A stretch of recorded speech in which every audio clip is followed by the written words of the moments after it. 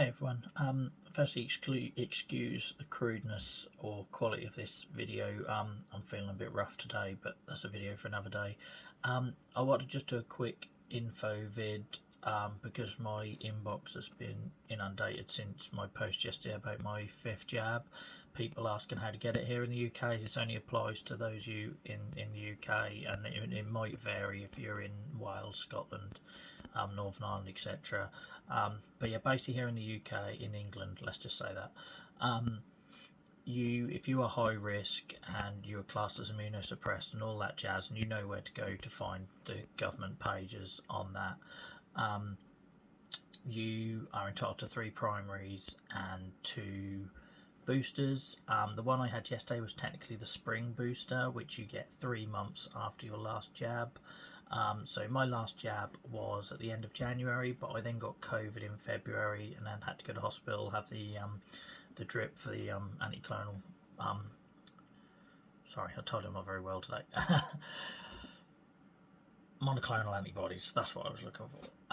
So there was a bit of a delay in me trying to find time when I could have it healthily, when I wasn't injected, when I didn't have an infection, etc. It meant I finally got it yesterday.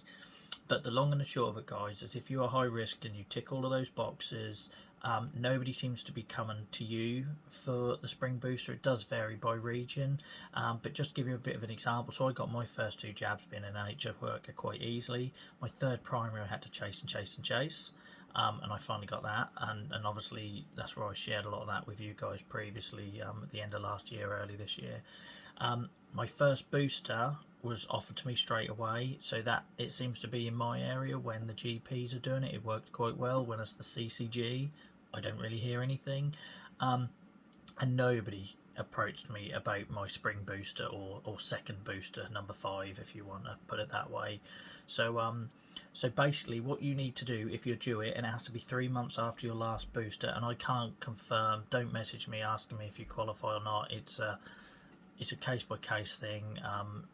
Just go to the government website, look for and the conditions have changed over the last 2 years between what qualifies and what doesn't, so I don't want to be held responsible for I'm no authority, I'm not medical trained, so I don't want to say yeah you qualify and then get angry messages when you don't.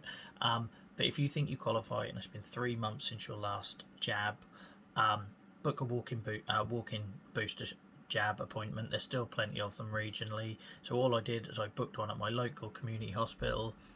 But what I did is I took with me a hospital letter that had my diagnosis on. Just needs to be one where it's at the top, like as a reference, so when you get those like letters from the hospital to your GP, and it sort of states your condition at the top, just one of them, and then either a printout of your medication from your repeat prescription slip or whatever, or something that states that you are on the immunosuppressant that you think qualifies you to get the spring booster, i.e. the 5th jab.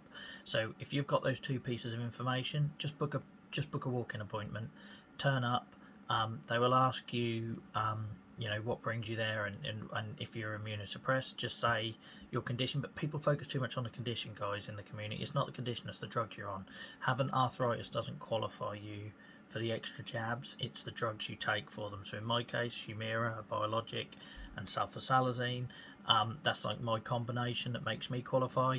But I cannot stress that enough, it's the drugs you take, not the condition, because so many people drop me DMs saying I've got psoriatic arthritis but I can't get it, why not? Well, if you're on oral systemics and not biologics or methotrexate or something like that, then maybe you don't qualify. So I can't comment on that. But yeah, if you just book a walk-in, take that evidence of 1, your condition, 2, more importantly, what medication you're on that makes you immunocompromised, and if you've got the NHS app and everything, you should have all your previous dates. You don't need them, they've got them all on the system, your previous ones, but just make sure you've got the date of your last jab to hand, and emphasise that it's your spring booster, because a lot of the elderly and high-risk people got their spring boosters, funnily enough, in spring.